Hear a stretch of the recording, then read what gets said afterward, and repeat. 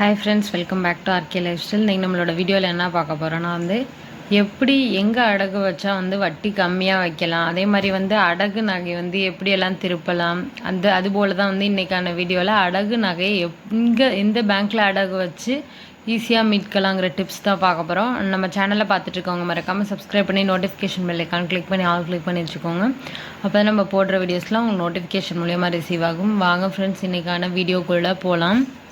இன்றைக்கான 1 கிராம் தங்கத்தோட ரேட் என்ன அப்படின்னு பார்த்தீங்கன்னா 7100 ரூபா. 1 பவுன் தங்கத்தோட விலை பார்த்தீங்கன்னா 56,800 ரூபா. இதுதான் 1 கிராமும் 1 பவுனோட ரேட்டும். டெய்லி நம்ம கோல்டு ரேட் போடுறதுக்கு காரணம், நீங்கள் கோல்டு ரேட்டை தெரிஞ்சுக்கிட்டு கோல்டு சீட் பே பண்ணாதவங்க பே பண்ணதான். ஸோ மறக்காமல் கோல்டு சீட் பே பண்ணாதவங்க பே பண்ணிடுங்க ஃப்ரெண்ட்ஸ், ஓரளவுக்கு கம்மியாக இருக்கிறப்பே.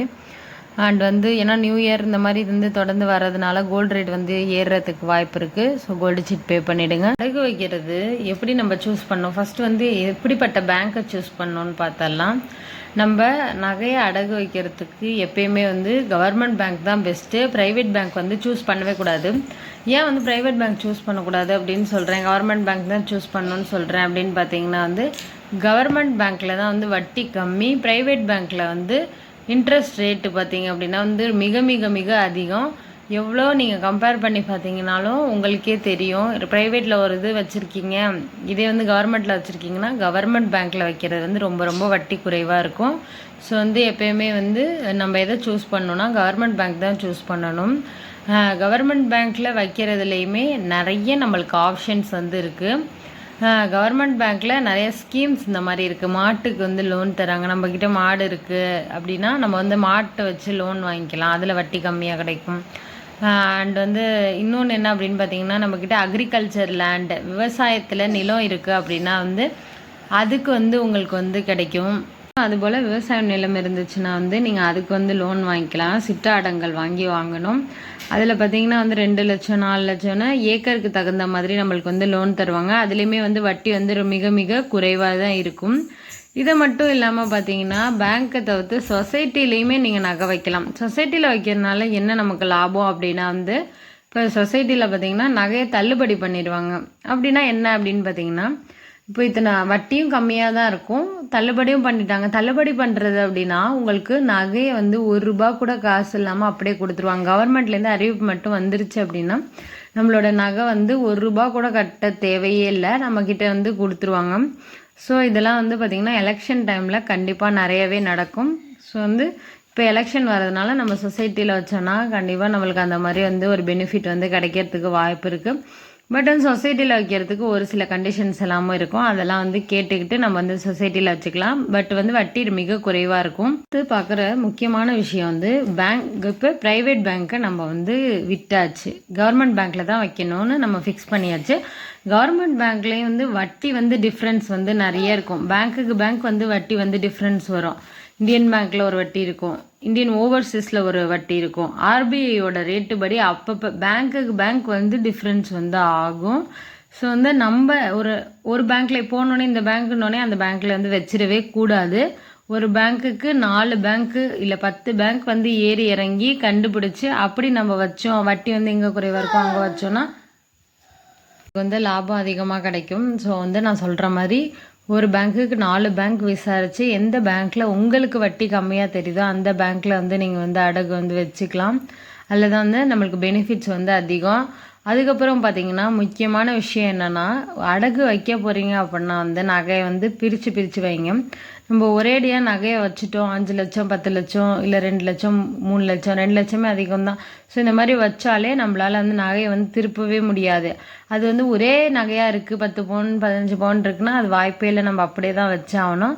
பட் இப்போ தனித்தனியாக தோடு, அதே மாதிரி 2 பவுன் 1 பவுன் 3 பவுன் இப்படி இருக்குது அப்படின்னா பட்சத்தில் நீங்கள் நகையை பிரித்து பிரித்தே வச்சுக்கலாம். நம்ம ஒரு அலுப்பை நம்ம பார்க்கவே கூடாது. சொல்லப்போனால் இப்போ இன்றைக்கி நாளைக்கு நாளை தெரிச்சு நம்ம 4 நாள் அலைஞ்சு 4 செட்டு வைக்கணுன்னா கூட அந்த மாதிரி வைக்கலாம். அடுத்து ஒரு கொஸ்டின் வரும், இந்த மாதிரி நம்ம பிரித்து வைக்கிறப்போ ஒன்றுக்கும் நம்மளுக்கு ஒரு சார்ஜ் பண்ணுவாங்க அப்படின்னு சொல்லுவாங்க. அது உண்மை தான். பட் நம்ம திருப்ப ஈஸியாக இருக்கும்.